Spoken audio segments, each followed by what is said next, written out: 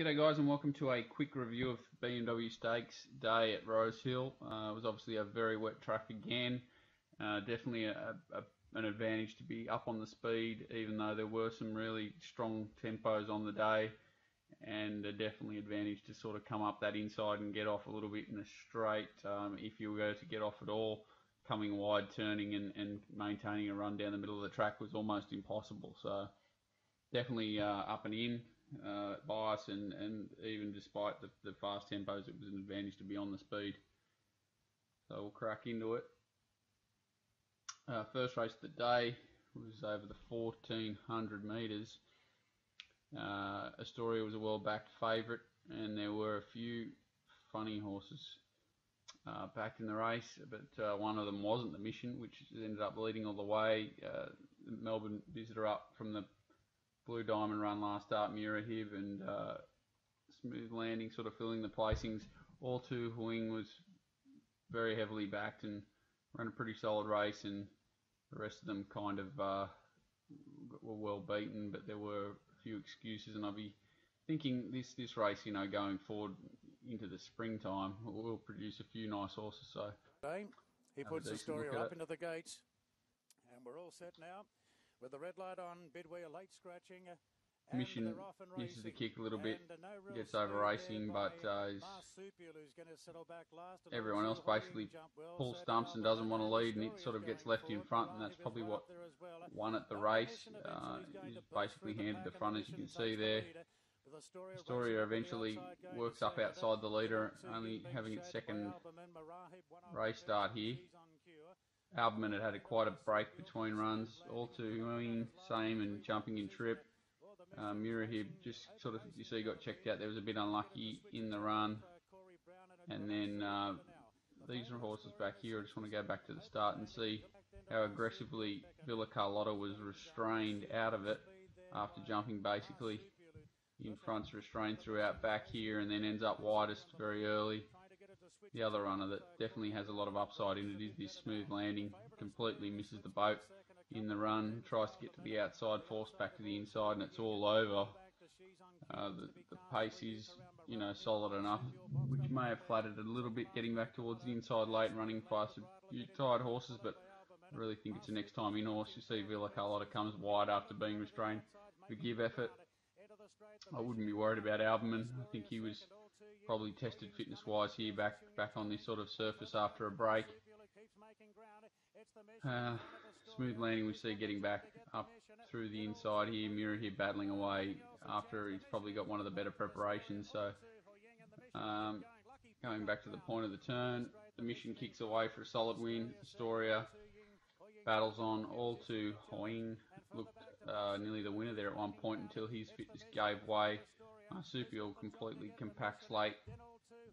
So it's a bit of a funny one, hard to line the Mission up. It's obviously won really convincingly, definitely had a pattern in its favour, possibly had quite a few favours from other runners not being ideally set up. A couple didn't handle the surface obviously, and things have just gone his way. And as I said, he's moving on to a size champagne sort of thing. He probably needs to find another level again, but who knows, he's definitely on the up.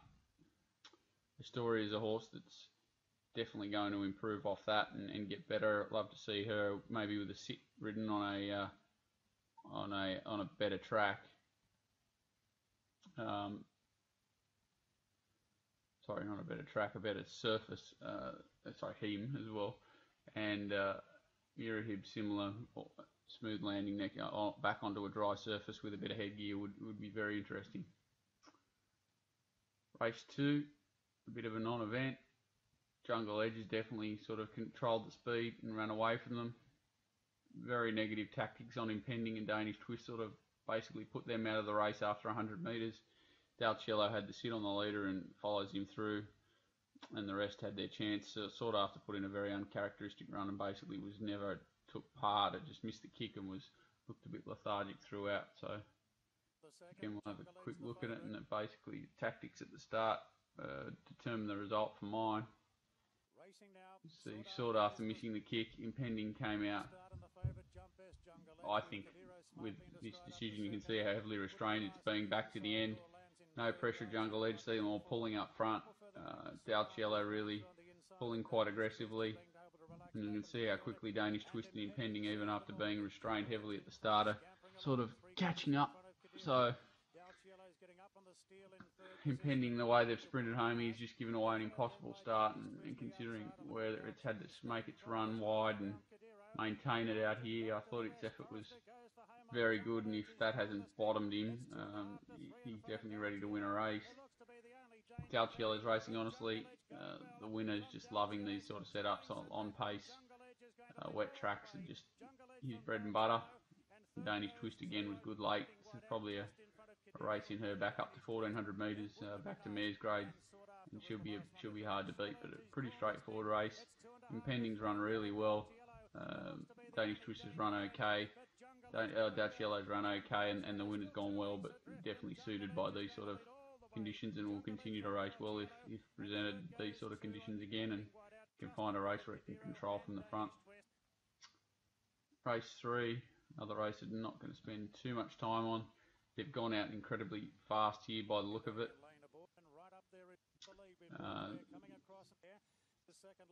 These horses have overdone it, and the back markers have come into it. Astronomos came off a real sit sprint win last start, and go back a little bit. So this is probably a good time to see where Single Gazers had to pull out and get going, and wanted a trail off the Godolphin runner here, who really has taken it nowhere. Astronomos is sneaking inside runs and a sign. The other place getter, that was a winner, is following the leader. So the signs had all the favours. Astronomos has had to come from a little bit further back, coming off a sit sprint sort of effort last time. May have just lacked the finish in the end, because he definitely does sprint and peter out in his effort late. Definitely looked like he had them beaten. Sign just a little bit too tough, and I really like the effort of Single Gaze, who's had to make that run a bit wider and earlier, take off here with no help, and was right there right till the end. So her effort to stick on's really solid. The Sign obviously found the right part, had the right run, gets the win. Astronomos toughs it out well, considering it looked like his fitness and sprint died there with about 200 metres, 150 metres to go. So interesting one with Ben Mellon. I think hit the winner there 15 times before the 100 metre mark, so triple the allowed, and yeah, it's just becoming a little bit of a fast at the whip rule, but he was slapped with a big suspension. But it is definitely, you would say, if what they try and argue is, the difference of what it makes, that it's changing results, and it'll be interesting to see when this first protest comes through. But for me there, Sign's obviously still on the up. I'm not sure where it goes now. Astronomos is going to run, well over this sort of distance range again with these conditions. Single Gaze drops back to mare's grade. She could be a nightmare to beat, but I'm not sure where she goes either. So even, back to a mile or something similar being mare's grade would excite me with her. Back to Randwick. I'm not sure what their goal is though. Doncaster lead up here, and again a really fast tempo set. Spectroscope was a well-backed favourite. There was money for Rudy and Kenjilwood coming up from Melbourne and down from Brisbane respectively. Marinostro was resuming. No doubt it's the horse I've got a really good opinion of. Ran a solid race here, and Spectroscope obviously gets the result with everything going his way. Go effect as he can do, got going a little bit keen and strings them out of touch. See that No Doubt, very similar to Single Gaze, is the first one forced wide and makes his effort really solid. Marinostro on his back. The winner comes back here, from back here. And there your three place getters. Corey Brown's definitely ridden for a bit of luck here and gets it all. Really did run it into a dead end here and get away with one. Running up the back of tied horses, nearly brought himself down there, and in out. He was very lucky to get that run from mine, considering where he tried to steer the horse, but he got away with it. The horse sprinted sharply and put them away.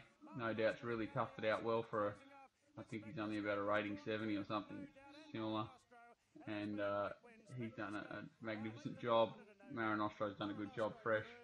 They were pretty dominant over the rest and not too many excuses apart from probably Echo Effect, who was five weeks or so between runs after having a bit of a foot issue. So no knock on Echo Effect. Spectroscope's definitely a lightweight hope in the Doncaster. Not sure if No Dad will get a run, but if it does, it'll be a cheeky horse, and similar to Marinostro, they're probably both ready to win, place to advantage at the next start. Race 5, and this was just a bit of a non-event lead up to the Derby, and it was a pretty average race. They do run solid time and solid tempo, and time's pretty average. Jon Snow had the setup back in trip. This was just perfectly set up. When he was left alone in front to do his thing, he was always going to be a nightmare to get past. He's a little bit out sprinted early in the straight here, as you'll see. Garbarn, coming off a provincial Hawkesbury run last start, runs a really good race. Captain Duffy, a return to form. Hollywood Mo runs quite solidly, and so does Rocket Swing. Prized Icon looks to never handle the ground one bit in here, and runs a solid second behind Jon Snow, who I think this will be his grand final. I don't think he's a Derby prospect for mine. I wouldn't be too worried about him. Sorry, Jon Snow. Pretty dominant win, but as you said, he had everything in his favour here, really, from a fitness perspective. He got up on the pace cheaply, and never really looked in doubt. Second horse is definitely ready to peak. He wants it drier come race day, and these 4 horses are all horses on the up that can run cheeky races. Probably a couple of them will get to the Derby. I'm not sure how many of them will qualify, but Captain Duffy probably will, being a Geelong Derby trial winner, and he looks like he's ready to do something now. Garbo and Rocket Swing probably need to go back a grade, as does Hollywood Mo, to be really effective. But they've all run a positive race in an average race, so I just don't want to get too carried away with the format of this overall. I think they're, these guys are probably racing a little bit out of their grade. Prized Icon doesn't like that going, and his class just got him that close, and the winner had the perfect setup, handles the going, and had really everything in his favour, and he's not going to see a much better setup for him than that ever again in his career. So I think that was his grand final. Race 6, BMW, another fast tempo. Really not a big fan of the tactics shown on the leader. I don't think it had a big impact on the race. The horse that in theory should have been most impacted by her having to carry the field up to the tearaway leader was Jamaica, and she's run away for a strong win. So I don't think she's really affected the race, only her own chances. Her best run for mine was her second to Winks, and that was off a sit sprint tempo over a mile. So if she could have controlled a bit slower here, I think she definitely could have finished a bit closer. But she'll go to an Oaks now, I guess, the Let's Get Spirit, and I'm not sure what tactics they'll employ there or whatever they come up with, but I'm sure they'll put their heads together and come up with something, and she'll run another honest race, because she did run a pretty good race here, considering it's Group 1 weight for age. So the closest chase is obviously Jamaica in the run. We've got Exospheric back on the fence. Humidor one out. Tavago doesn't finish the course basically, and has pulled up with an issue. Who Shot the Barman runs his usual honest race back from last, and Grand Marshal Libran are really struggling for form. So as you can see here, Jamaica's the one that's forced to carry them up, and they just never get near her. She's got the rest of them off the bit behind her, and she charges away for a really dominant win. Apparently she's got travel sickness and won't be seen again until at least the spring. So unfortunately that's her done. Humidor as well is apparently gone for a break, comes back in the spring. Exospheric and Who Shot the Barman look on song for wherever they choose to go, and you see Lescetti's Spirit there's not stopping after the line. So she's definitely a tough filly. She'll be better suited, obviously, back to 3-year-old grade, and really, like, after we'll go through the race later in the day with the fillies, Montoya's Secret, Nurse Kitchen and alike, and that race didn't really look overly scary. So she's definitely a player in the Oaks, and it's really hard to line her up at this stage, mainly because of the tactics employed, and never really know what's going to happen. So coming out of that, obviously, Exospheric and Who Shot the Bomb are the only two we're going to see over the spring, other than like Lescetti's Spirit. We'll probably see, these Liveran as well, but they're the two that look like they're probably going well enough to feature in races. They're being aimed at Sydney Cups, most likely. The Vinery, the other Group 1 on the day. Dormore was a heavily back favourite every chance, and pretty disappointing here. La Bella Diosa was strange to see the money for her, and I'm surprised that she didn't sort of get out near the 20-1 mark, considering she was coming off an issue up in distance, and on a sort of track she failed. Louboutin definitely had its chance in front, and maybe just didn't run the trip out strongly. She was definitely wobbling coming to the turn. Fox Play had a tough run, as did Harlow Gold. They had to do the chasing down the middle. Of their efforts were good. Two Melbourne runners in Montoya Secret, Nurse Kitchen sort of got up the inside and got off in the straight. Both of them, Montoya's Noel Culler's got a pretty decent fine and suspension out of it, so they've definitely cut the corners and done what they needed to do to win. Again, it was a pretty average race overall, so it's not a race that I want to be too wrapped in from a form perspective. But, this is definitely still one of the main lead-ups to the Oaks next Saturday week. So coming to the bend, we've got Harlow Gold forced out early to make the run. Fox Play 4 and 5 wide. Obviously also popped out to make her run. Eventual runner-up Nurse Kitchen here. And Montoya's Secret cuts back in between runners and then ends up back out in the late here. A runner that does get absolutely poleaxed, smart as you think. Did look to be running into the race. Another bit of a form scare pointer for mine is hit 50-60 to 1 chance with not great form leading into this. Did look like it was going to be, within a length or two of the winners or the place getters at one point. Nurse Kitchen getting to the middle here. As you think, getting absolutely poleaxed. There's just a few scare points here that for me that one of the favourites is disappointing. One of the other clear favourites is disappointing. This long shot would have been in the finish, gets poleaxed. There's just a lot of signs to say that all this form's flattered for mine. Nurse Kitchen does look nice. She flattens out nice late. But I think she's had a few favours in the run and got to that part there that wasn't ideal, but still all the circumstances around the other runners may have flattered her a little bit. Fox Plays and Harlow Gold were forced wide, and the ones that if they had finished off, one of those two are the ones that you wanted to be following into the Oaks for mine. But they just were both bits off late. So the first four across the line are probably the best chances in the Oaks. That's no rocket science. I don't think there's much between them. It'll be interesting to see what the market says between them. But I don't think there's a lot between them. I'd possibly be thinking there'd be more value in Harlow Gold. And I don't know if Fox Play's going to the Oaks. I assume she is, and if she gets there, she's probably the other one that could be a little bit of value. If she draws a gate in the Oaks and positions up, she could still show her customary dash and be hard to beat. But all in all, a bit of a funky race and a little bit scared of the form out of it. Race 8.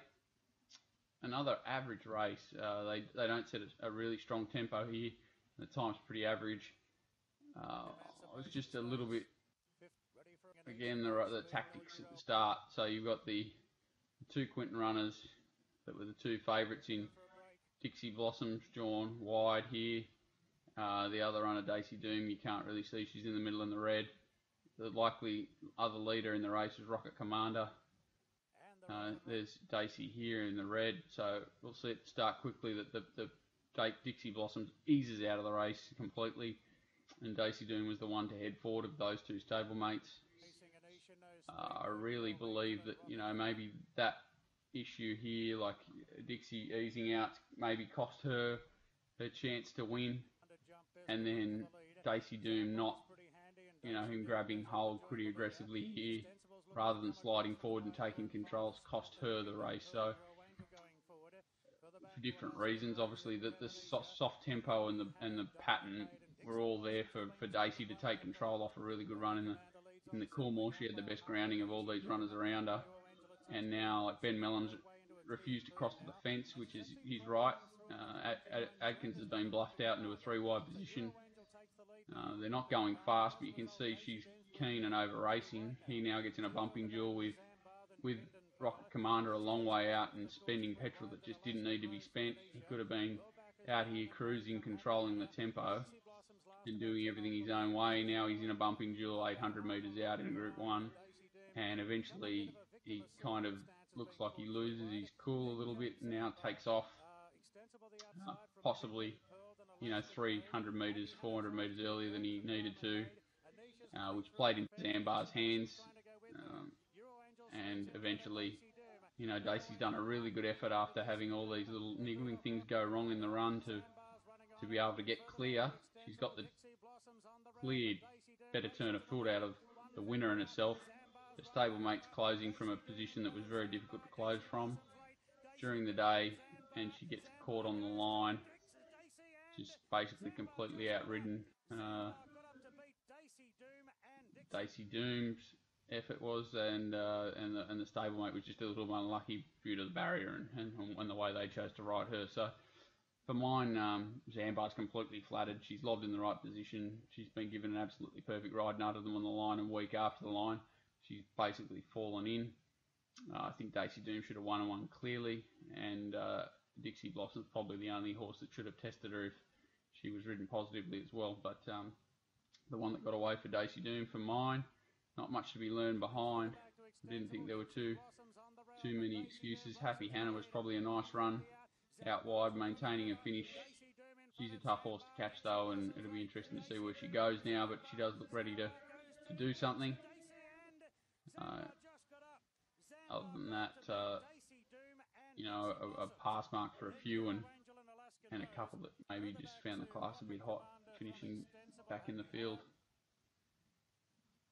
Lucky last, and a race I definitely will not be spending too much time on. Another race where they've gone average, run slow time. Not much to be learned. I really think that, Be Like Dad stuck its nose out and beat Roaring to Win, who in a race where nothing has really performed anywhere near its peak, and I don't think there's much to be drawn out of the race. A tough fit horse in Be Like Dad's just lobbed outside the leader and basically won because Wiley's had the race probably shot to bits a little bit and turns it up. Roaring to Win's in a position that you don't want to be in, gets to the outside and flashes late. The rest of them are all sort of doing their best but not doing a lot. She stuck her head out. Don't want to knock her because she sort of sat outside the leader and probably had the hardest run in the race, but had that little bit of on-pace bias in her favour and got home. Wiley just refuses to win. Rory to Win, okay, not a bad effort, but not a race where I'm looking for positives, and the rest of them, just not a lot of positives to come out of this race for mine. It was a pretty weak affair, and they'll really need to be well placed and possibly back in grade to be finding the winner's line in coming starts. So that's a brief review of the day. It was a tough day to really get too much out of, basically because of the track conditions and the way everything went. Going forward, just looking quickly through the meeting, probably Smooth Landing in the first is the horse that I'm really interested in. I'd be giving a Villa Carlotta next preparation. She can do something. All to Hewing will probably go to the Fernhill, and he'll be a lot fitter for that. Astoria is definitely a horse on the up, as is Murahib. Possibly next preparation for them to see their best. The second race, I think Impending's ready to win, back on a better track. Danish Twist up to 1400, definitely interesting.